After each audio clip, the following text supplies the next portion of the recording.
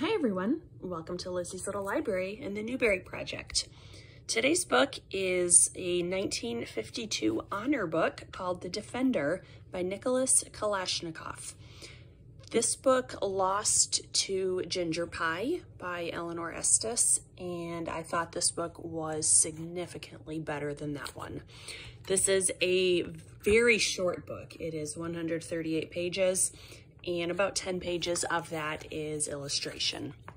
So what is interesting about this one, right from the beginning, is this is a story of an adult.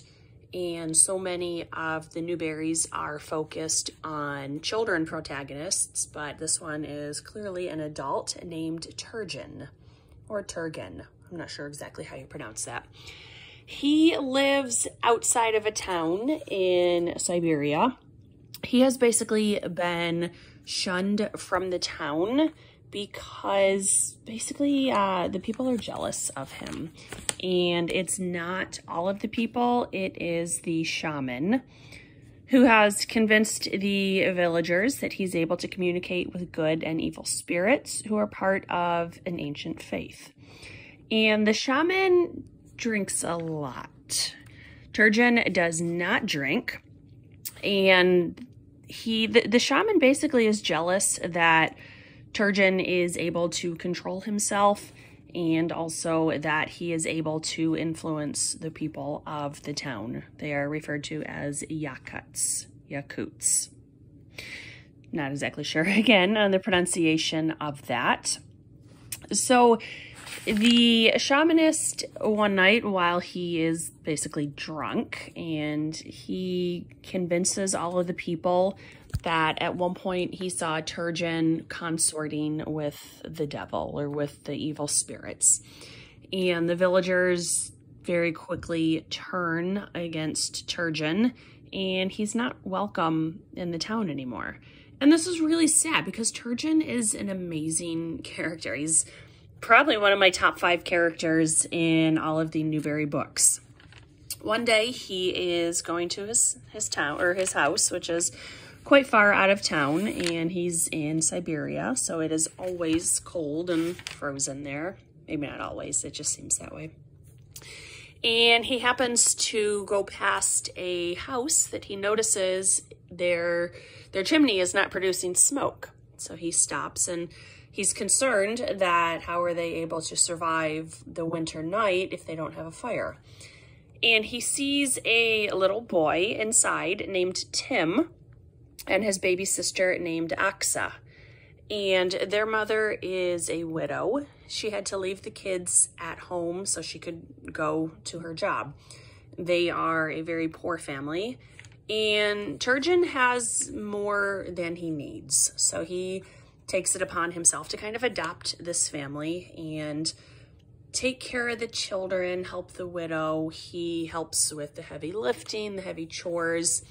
She has a cow, so he buys milk from her, or they basically trade. They're not using money, but he is giving her significantly more than he's getting in return. And he's a really, really good person.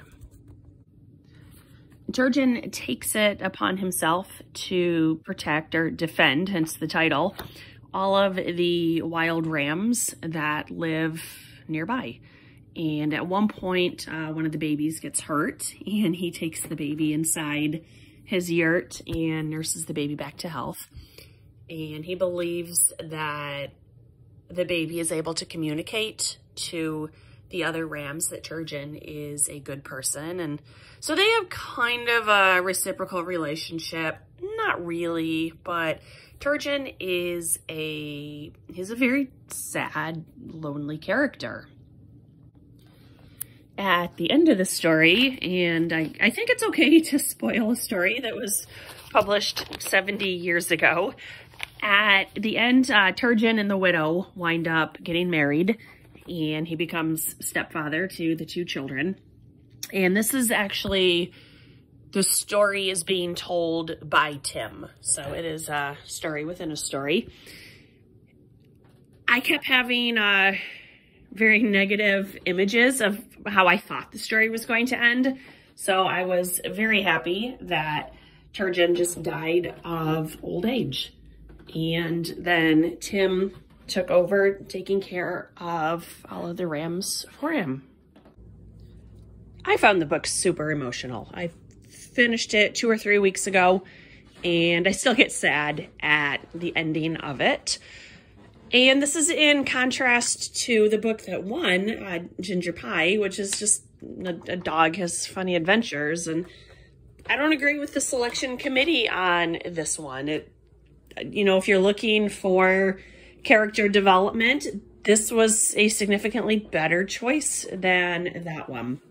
I never would have picked up this book if it didn't have the Newbery seal on it. So at least in that sense, I am thankful that they recognized it. I just wish they had given the prize to this one as opposed to the one that did win. So I absolutely recommend this book. It was happy, it was sad, it was emotional. It was about a very, very good person who wanted to make a difference in the world for the good. This was The Defender. I highly recommend it. Thanks for watching. Bye. As a postscript, we need a biography of the author.